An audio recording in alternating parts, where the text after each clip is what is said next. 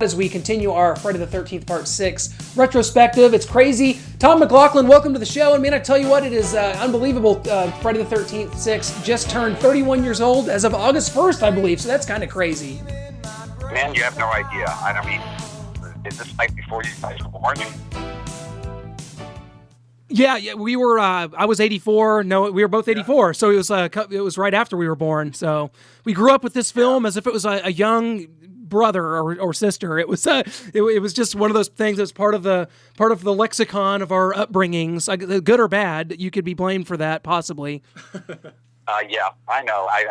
But my parents blamed Universal Studios for Frankenstein, Dracula, the Wolf Man, all of that. That was so much part of my life. And then once I got to be old enough to figure out, I don't have to go to school on this bus. I can take the bus all the way to the theater that starts showing movies at noon, and that was all like the classic Hammer horror films and Edgar Allan Poe stories that Roger Corman was doing. So yeah, I same thing. I'm in a very corrupted youth. Well, that's a big part of it. That's why we're here right now. We all either enjoy the film or made the film, and here we are. What I've always wondered, because you are one of the few Friday directors that actually also wrote the script for the film, so you're the writer and director of Part 6. Well, there's two things, for either you guys or if you want to, put it out there to your, fans of your site and all that is, if you go on YouTube, there is a 6-minute short documentary that they did as a supplemental thing for Camp Crystal Lake Memories. And it's called on YouTube, Legends Never Die, Hollywood Forever. And basically what that shows is me at the Hollywood Forever Cemetery and telling you, how I wrote the script there, and also kind of what my plans are after I'm gone. And it really gives you a kind of a, overall idea of what was happening there. The other thing is the book that Joe Maudry did called Strange Idea of Entertainment, Conversations with Tom McLoughlin. And he spent like 3 months with me, and he mined so much stuff, out of the process of how that movie came together. In fact, all the films I've done, he went into, and television things that I did. And the one really cool thing he did is he put the actual treatment for my Friday the 13th in the back of the book. So fans can read that and see how exact, the movie, followed that treatment. So I was very fortunate that I had Frank Mancuso, who was, the executive producer on the film, really allowing me, to take, the ideas I wanted. And all he asked of me is bring back Jason, and if you're going to put comedy in it, make fun of him. And I said, no, I have no intention of making fun of him. I just want the characters to have a sense of humor, and I want my approach to have a little kind of sly wink at the genre itself. Well, can you talk about some of the lessons you learned? You mentioned during the DVD commentary how you learned from Frank Capra, just kind of making elements part of the story. You can see just the wind, the leaves, the lightning, and also just that there are no rules in filmmaking, only sins, and the cardinal sin is boredom. Yeah, how do you know that quote? That's great. We just watched the DVD last night. It's brushed up. Yeah, I was very fortunate to actually have a friendship with Frank Capra. So I got a lot of the stuff that he had in his book, and then just reactions to the next movie I did after Friday, which was Date with an Angel. And so it was great to have him be in my life and be such an influence. But the main thing I got from Capra is that it's a people-to-people medium that we're dealing with here, and if you like the people, you'll like the movie. And so I was very, very, very headstrong on trying to make enjoyable characters, then bring in the element of children, which they've never had in the Fridays, and I don't know if anybody's done it since on the franchise. But for me, it was like, oh my God, they're not going to kill kids, are they? And I thought, that and that moment of Jason looming over the little girl, Nancy, was just sort of, classic nightmare, for a child, to have the monster in the room and looming over you. And then he wasn't going to do anything. He was just staring, because, it's like he hasn't seen a child before, kind of thing. And so when he disappears, then she does the thing that all kids do. Either you check in the closet, or in her case, look under the bed. Is that where the monster went? So, they were elements of humor and kind of classic Gothic horror that I tried to put through that, film. And in the same way, like you mentioned, elements of wind and rain and, the sense of storm coming, all those different things that kind of were also, dark elements that made the film all the more in that kind of classic Gothic fashion. And a lot of people will to this day attest to this being the definitive Jason look, the way he moved, everything that since Jason died in part 4, everything you see after that is kind of molded after what your Jason wound up being. And I think that's a big testament to C.J. Graham, who is an underrated Jason to me. I love Kane Hodder, but I think C.J. Graham played a wonderful Jason in this. And I know you used a different stunt guy during some of the day scenes, but what a great job C.J. did kind of bringing this zombie Jason, or whatever you want to call it, to life. Yeah, Dan Bradley, who we started the film with, was both our stunt coordinator and Jason. And all the daytime stuff, is Dan. And if you've been, you'll notice it when you look at the film, he definitely has a different build and a different way he moves. Not, incredibly different, because I have mime training, having gone to Paris when I was 19 and studied with Marcel Marceau. I worked very physically, with roles, either the ones I played myself, or in this case, for Jason. And my thought was, if he was brought back with a lightning bolt a la Frankenstein, there's going to be kind of a corpse that moves not like a zombie, but more in a unstoppable machine, which I guess has a little bit of the Terminator aspect. But again, I wasn't using any of those references when I was working with the actor. I was just showing both Dan and CJ, how I wanted him to move, how his head would turn, that moment when you see the motorhome bouncing up and down, to have him kind of tilt his head from side to side like a dog, So there's a lot of animal and mechanical things that are part of his movement. And it kind of set, the tone of, okay, this is a Jason that is absolutely unstoppable. And you can't kill him, you can shoot him, that force that's in him now is just, unstoppable. So, all those things to me, gave him much more of a monster. And the wonderful thing about the 80s is what we, who were doing the movies in the 80s, we got to kind of bring real monsters back. Freddy, and obviously Michael Myers, and Chucky, and Pinhead from Hellraiser. And I mean, it was, an incredible time for the audiences that they could see a series of monster movies like Universal did with all the Frankenstein, Bride of Frankenstein, Son of Frankenstein, Frankenstein meets the Wolfman, the Wolfman movies, the, Dracula movies, the Son of Dracula. I mean, it really followed that same kind of, you like this monster? Well, here he is back again. Even to the point that when I finished the movie and Frank said, would you do another one? And I said, yeah, what do you have in mind? And he said, what do you think about Jason and Freddy meeting up? And I go, wait a minute. I mean, he's with New Line. How are you going to do that? He says, well, we're going to talk to them about that. And I said, well, he exists in the dream realm, and Jason is very, on land and water, and he's, unstoppable in that way. Freddy can get in and out of your dreams and all that. But well, we're going to try. So it turns out that New Line did not want to make that deal. And he's asked me if I still wanted to do one. And I said, well, you guys own Cheech and Chong, right? I said, why don't we do an Abbott and Costello, type, meet Frankenstein type thing, and say Cheech and Chong meet Jason. And I think it could be, those dudes like out, they're park rangers or, something, and go through that whole thing. Hey, dude, what is Jason, man? Oh shit, you think so? And I just thought it'd be hysterical. And he said, I love it. Obviously, there'd be certain people that love it, but I think the fans would be pissed off because, you're either going to come see a Jason movie or you're going to come see the Cheech Chong movie. I don't know if that would service both audiences.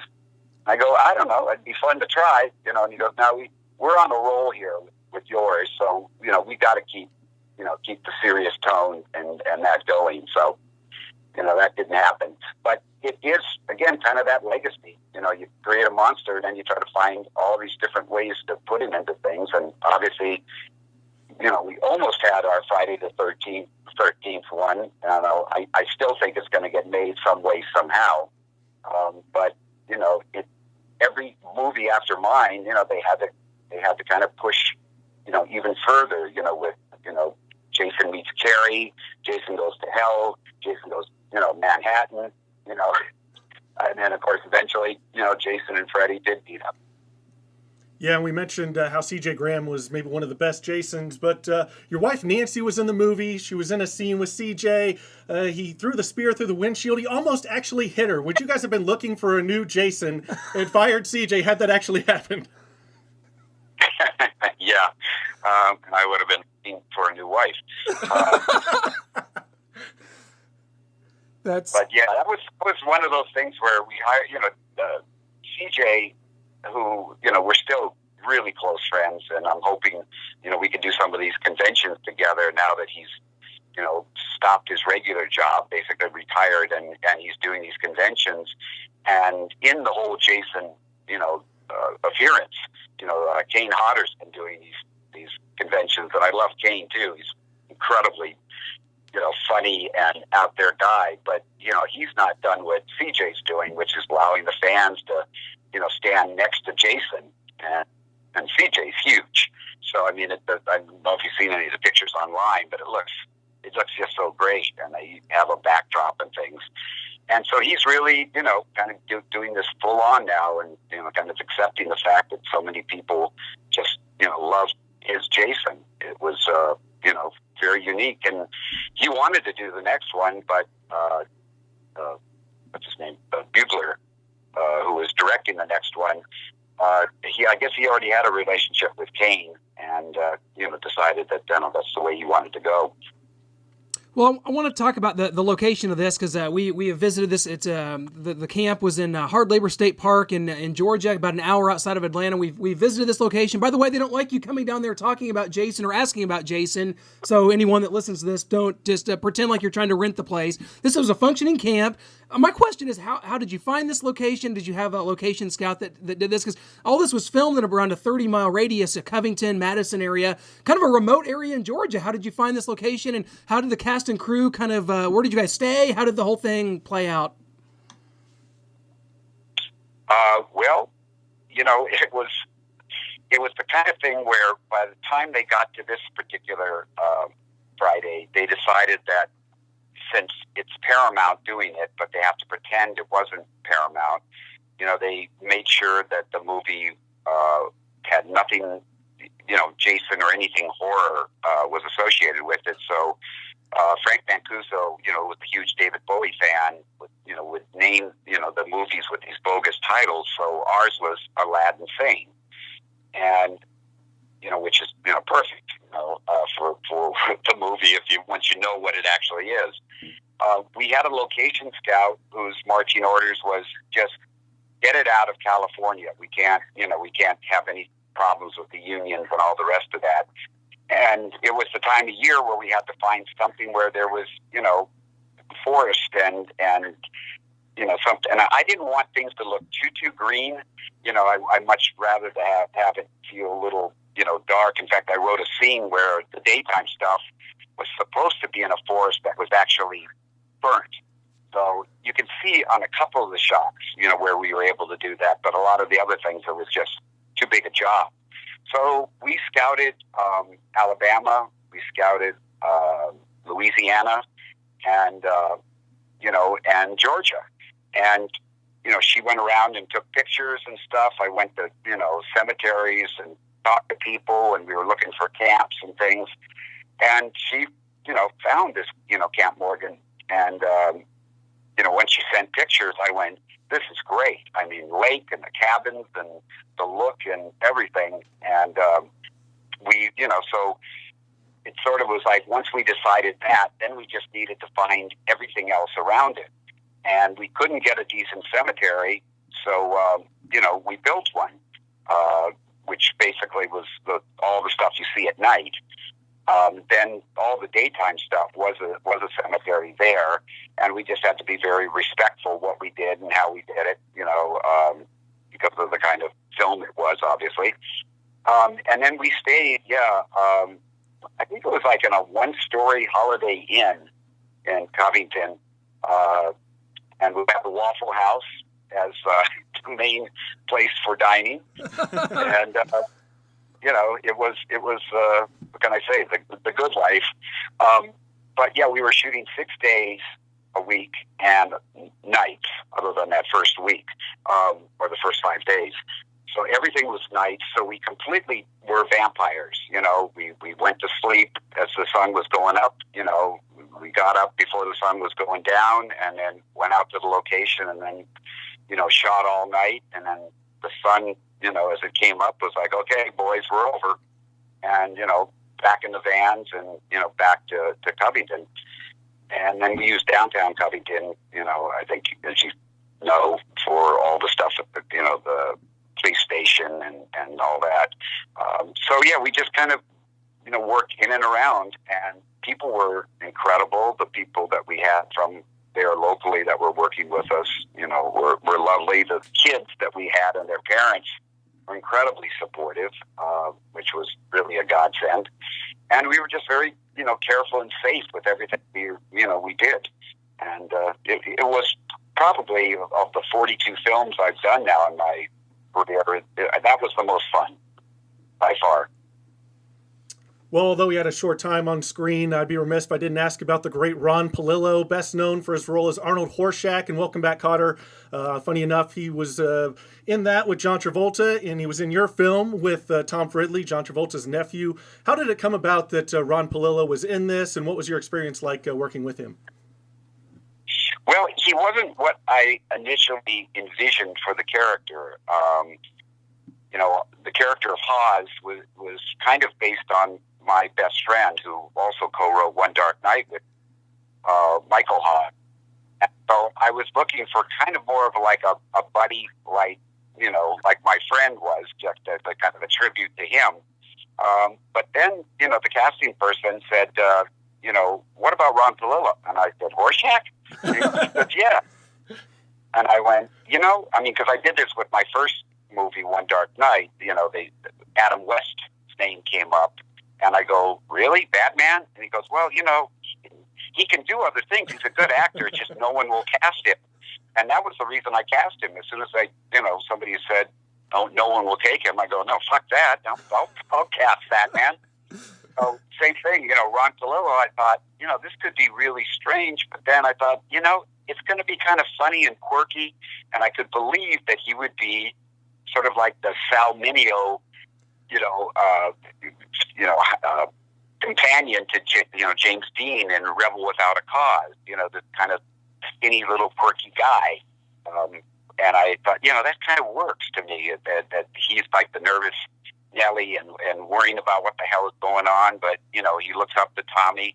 He's a kind of a hero to him, just because obviously he's very driven. Everything that the Ron Palillo character wasn't. So yeah, it was to me a great fit, and Ron was terrific to work with, and it was so heartbreaking when he passed on a few years ago, because I was hoping we could hook up again with some of these conventions and things that we do. But yeah, that's where that came from. And Tom Ridley was just a freaky thing where he came in. I loved him. And I said, who he looks kind of like? And the casting person says, John Travolta. I said, yeah, it's his cousin. I go, this is weird.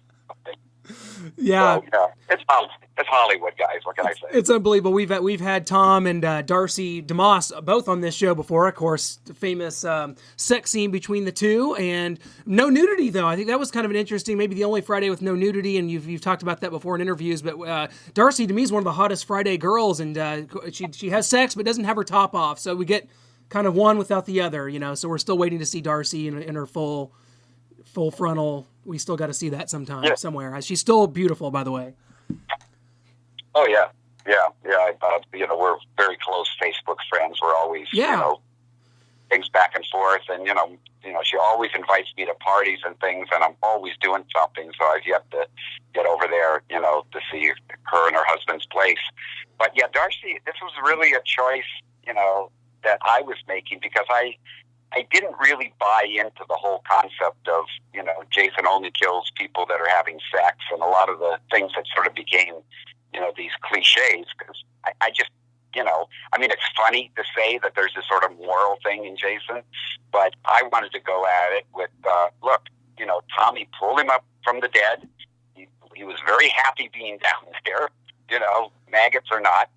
And in all the great monsters, you know, there's always a line at some point in those films where, you know, Frankenstein says, you know, love dead, hate living, and Dracula says, to be really dead must be glorious. And, you know, Wolfman did not want to be the Wolfman. I mean, all of it, you know, the Mummy did not want to get dug up, you know. So I just thought the fact that Tommy did this, you know, didn't mean to have it happen, but now Jason has an agenda. I'm going to get this fucker. And goes after him. And there's obviously a history, you know, with the Tommy Jarvis character. And so the movie now has like, okay, who's going to get who? You know, and in his quest to get to this kid and go back to the camp where, you know, he kind of instinctively knows, like the horse going back to the barn, anybody in his way, you know, goes down. Anything that, you know, looks strange to him, like the motorhome bouncing up and down. I mean, you know, he goes over to check it out, pulls the plug, and, you know, and then, the kills in there were, to me, very, very unique, especially Darcy's, you know, that I thought, you know, wouldn't it be interesting that he push her face, you know, right through, you know, the tin of the motorhome. And, you know, Tom's kill, Tom Ridley's kill had to be something that, you know, obviously impaired him so much that motorhome was going to be flying in the air, you know, and crashing down, which was our, you know, big stunt in the film. So it really was a question of these, you know, finding something different to do. And Darcy, when she said on the day, you know, I said, you know, well, how do you feel about taking your top off? And she goes, you know, I didn't sign on to do that. And I go, I know, but I wanted to wait and see how you felt and get to know me and things. And she said, I just don't feel really comfortable. And I said, fine, you know, let's do a fucking scene. You with your top and Tom with his, you know, top off. And you'll be riding him, and it'll be, you know, I don't know. I've seen a lot of sexy scenes where people jump each other's bones and they're not undressed, and it's all the more, you know, interesting to me, you know, imagination. And, you know, I thought the fans would be upset, you know, those who come to see that. But I was hoping that with everything else in the movie that, you know, they could look past that one thing, because I wanted to be respectful to Darcy. Well, Jason seemed intrigued by it. You mentioned how he tilted his head. He was intrigued, wondering what was going on. If maybe Darcy, he could get a peek of Darcy in there. Well, you talk about doing these conventions, Tom, and I tell you, what I think is great about this is how it kind of brings the fans together. You get to hear some of their stories, some of their takes. What's been your experiences doing some of these conventions and some of the things that maybe fans have said to you, or things that really make you realize that what you did? I mean, you had a small budget for this. I think it was around $3 million. It's a Friday the 13th movie. People like to throw these movies out as trash, but what you did is you made a mark on the American lexicon in a film that I think stands the test of time as a horror sequel. Just kind of talk about some of the things that you've your experiences with the conventions. Well, the first big, oh my God, I don't believe this, was the critics. That it's been, I think, the only Friday that's actually gotten, you know, decent reviews. And I mean, there was certainly, it has its usual distractors. And, you know, Siskel and Ebert, you know, did a whole put down on the film and then said, you know, we didn't even watch it. but you know what it's going to. So I mean, it was like, what are you going to do about that? But the LA Times, Variety, the Reporter, I mean, so many publications basically picked up on the fact that you can't hate something that's making fun of itself. And we love the fact that somebody looks at us, into the lens and says, some folks have a strange idea of entertainment. All those things suddenly made them feel like, you know what, this is fun. The James Bond thing that I did, for the opening. All those things sort of took away, their desire to just tear it up as a celebration of death and naked girls and, many of the things that, obviously Part 5 really kind of celebrated, violence for violence sake. And it's the one film, for instance, Quentin Tarantino, and I mean, it's his favorite Friday, Part 5. And it's like, what? And he goes, no, it's pure. It's right. So, there are people like, Quentin that just loves that fact that 5 is to him, exactly what these movies should be. Not that he didn't like mine and enjoy it and all that, but he just goes, if you're going to do a Friday, it's got to be, that nasty.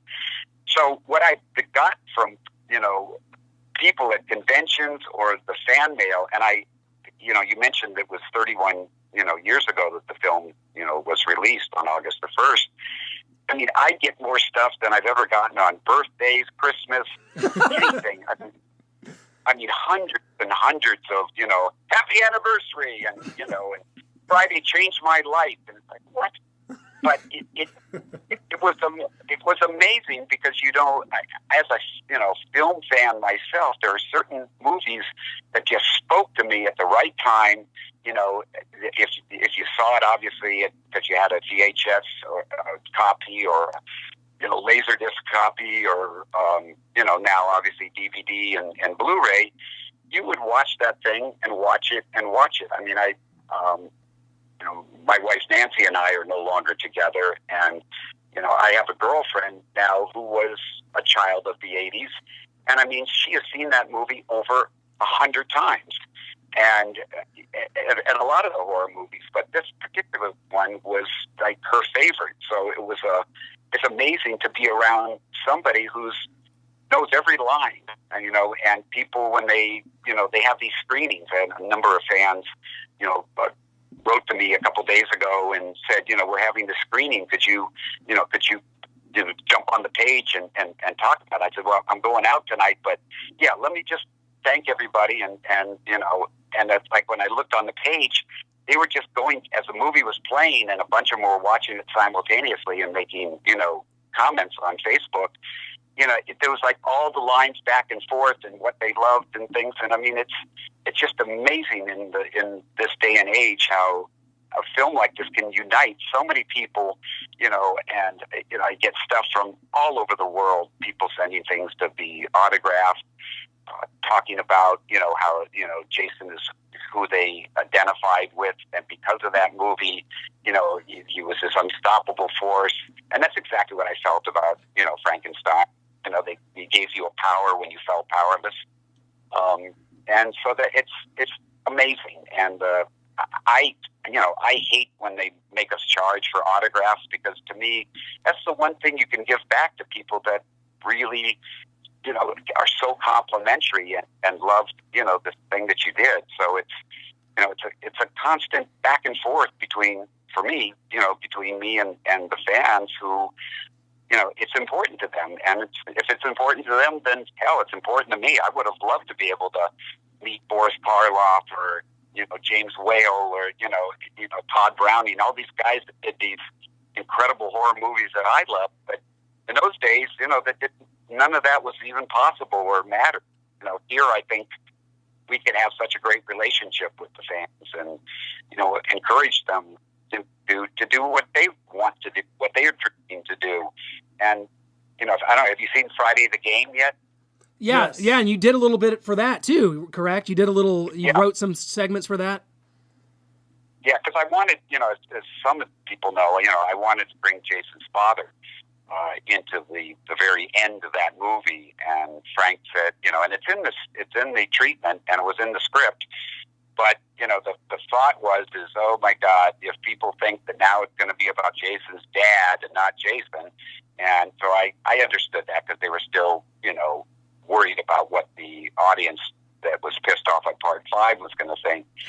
So, yeah, the game, they allowed me to do these Pamela Voorhees tapes, which is, takes place the day after Jason, was reported drowned, and police are talking to her, and she reveals a bunch of things that I thought would be really cool for the legacy that go on in there.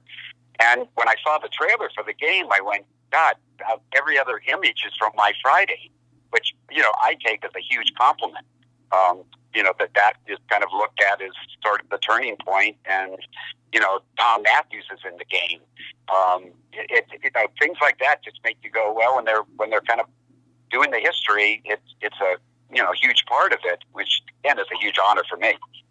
Oh, absolutely. And Tom, I want to go back and talk to you kind of about how you brought Jason back with the lightning. Was that kind of your thought process from the beginning? Did you and others have different kind of ideas you guys went through, or was that just what you decided from kind of the start? Yeah, it was just a decision on my part, purely because, I was stealing from the best, Frankenstein. And I thought, if you're going to bring somebody back from the dead, I can't think of a better way than lightning, but I've got to find some way to have that happen, that's some sort of crazy logic. And so I, borrowed again from the one of the opening scenes in Bride of Frankenstein, where, I can't remember what the character's name, one of the German characters, that he needs to go down to the windmill to make sure he sees Frankenstein's burnt bones, because Frankenstein was the one who killed his daughter. And the fact that need to go and see that they're really, really dead is sort of what I used for Tommy. It's like, I need to open up that, crypt. I'm going to throw the mask in there, and I'm going to, set his, body on fire, and that'll be the end of it. And of course, he loses it. He starts stabbing him with that, pole off the fence, and then the oncoming storm we've been hearing finally hits, and that just happens to be the thing that gets struck. And, now we have, the resurrection of Jason. And that was actually the first title that I had for the movie, was Jason Has Risen. Yeah. And they thought, Paramount thought it could be taken as like a slam at religion. But they were fine with Jason Lives, which to me is like, we were saying, Jesus lives in those days too. So they let that one go. But, that was pretty much, it was, as I said, taking from the best, and putting it in there, and then kind of making it, obviously he's not Frankenstein, but, those classic horror elements, Gothic horror elements, were all things that, I felt would elevate it into another aspect of the genre.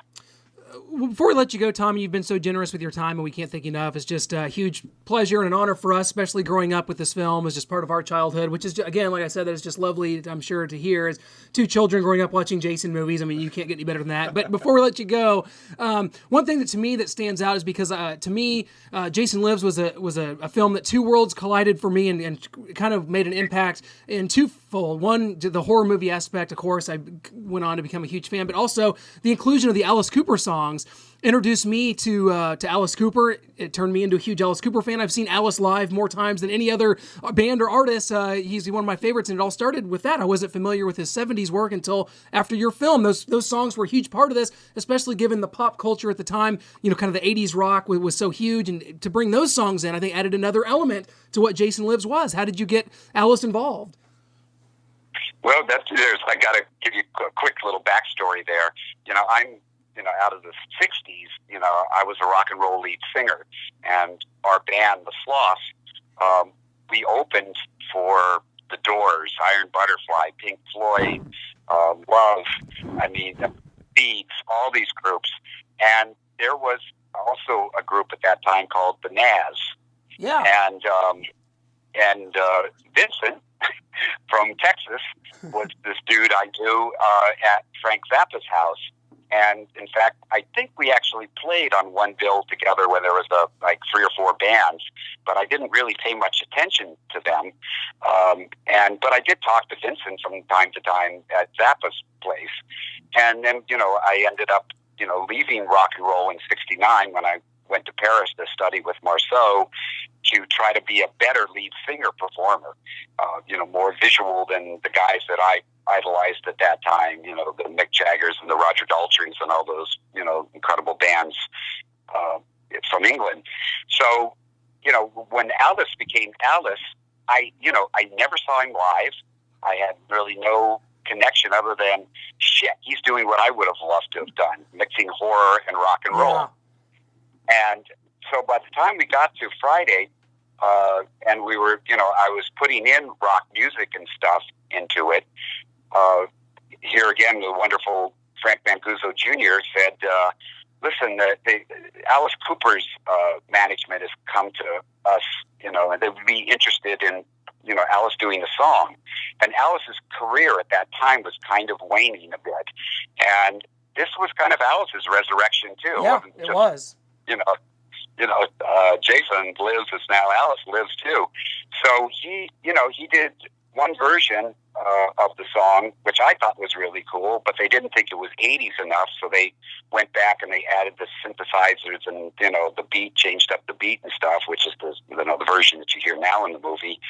And then, we listened to that album, and I went, can we get some other songs? And it was like, yeah, sure. So, we put in Teenage Frankenstein and Hard Rock Summer, and it just, we tried to find other songs, I'm No Animal, and things that all sort of fit in with that whole vibe. And, when the music video was going to get done, I really wanted to do it, but the record label already had this guy that they always work with, so unfortunately, I didn't do it. So to this day, I've seen Alice now, finally, in performance, which I just thought was fucking amazing. And interesting enough, this upcoming Saturday night, my band, the Sloths, are going to be playing in Las Vegas. We just found out Alice and Deep Purple are also playing on that night. So we'll probably have 10 people and they'll have 10,000. Wow, that is unbelievable. Look forward to keeping up with that, man. Because you and Alice are actually, I think, the exact same age. Not to give the number away. You and Alice, I believe, are the exact same age, which is kind of crazy.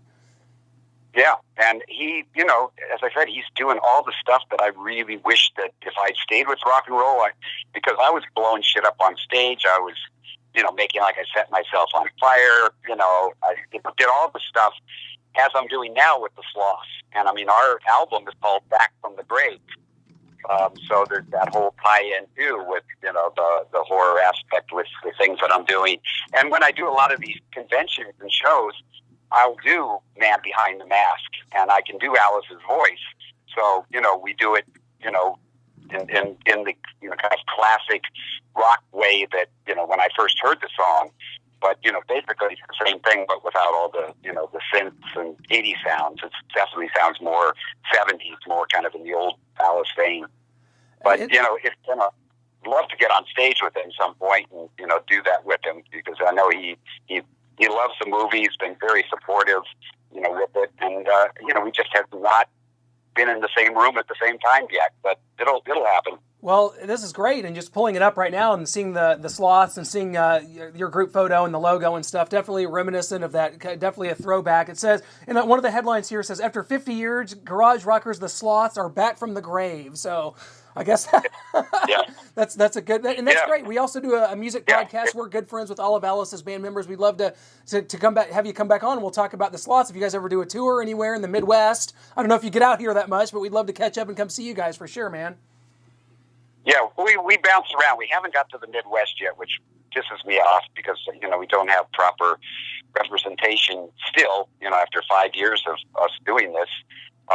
But yeah, check out the music video "One Way Out" on YouTube, and you kind of see my performing style and some of the tricks and things that I put in the in the act, as well as there's just see the album, and I'm going to listen to the album too. I'd love to hear what you guys think, because it is very old school, and there's a lot of, want a new life, before I die, lust.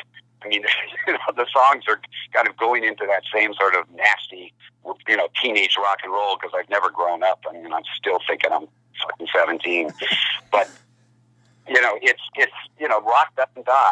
And that was part of the thing too, of calling it Back from the Grave, because on the cover you'll see the mausoleum from my One Dark Night, where I'm going to be entombed one day. A lightning bolt coming down, hitting the Sloths tombstone, and Jason's mask hangs on one of the other gravestones. So I've got all these little, obviously, references to my horror past, and the music has that very old school vibe too. This is awesome to see, and I'd be glad to keep up with you. You and I just became Facebook friends, and we'll be able to keep up on that. And your Wikipedia page doesn't mention anything about this, so my gosh, like they got to get this on here, because this is very interesting to me. I'm just looking at the cover right now. It's really cool, and just great to be. I mean, I've always thought someone like you and I would get along so well, just because you just have that. You just seem to embody that attitude, that same, the same charisma you talk about. Never really growing up. If you lose that, I think Bruce Dickinson from Iron Maiden said it best. He said, if you ever lose that 17-year-old kid, you're dead, you're done. And I guess you're someone that's never lost that. That's good to see.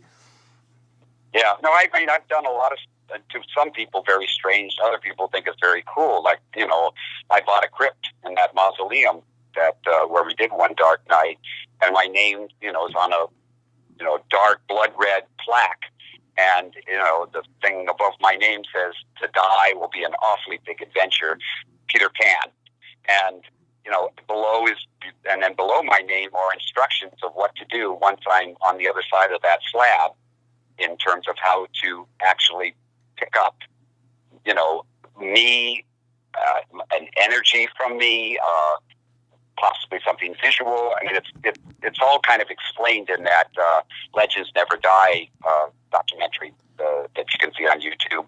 But, for me, I did not want the show ever to end. Even after I'm gone, that becomes my third act. And I've done enough research in psychic phenomena that I think I can do something that Harry Houdini wasn't able to do, because I'm planning for it in a way that, he never did. That is so awesome, and I love that kind of thought-provoking. And I tell you, Tom, you've just been so generous, and I know this week's been kind of crazy for you. We can't thank you enough, man, and let's stay in touch here. We're Facebook friends, so that means we're friends in real life, I guess, if you're Facebook friends these days. That's as good as the next best thing, right? Keep checking in. I'm constantly putting things up from what fans send me, and I know Jason's stuff, and then, of course, stuff about the band, and my dark, crazy sense of humor usually, find way on those pages too. So, I'd love to stay friends with you guys and keep up with things. Absolutely. We'll have to have you on again soon on our Music Mania podcast. We interview a lot of people from Alice Cooper's band. I think his entire band, but Alice, has been on our music podcast. So we'll have to do that again so we can get more in depth with the album, what you're doing with the Sloths. We really appreciate it. Tom, thank you so much, man. Happy anniversary. I won't say happy birthday when that comes around. We'll say happy anniversary for 31 years for Jason Lives, man. Thanks so much for your time, and look forward to keeping up with you, man. It's been an honor. And thank you guys so much. You bet. Appreciate it. Thank you so much. Okay. Take care. Take care. Take care. Take care. Take care.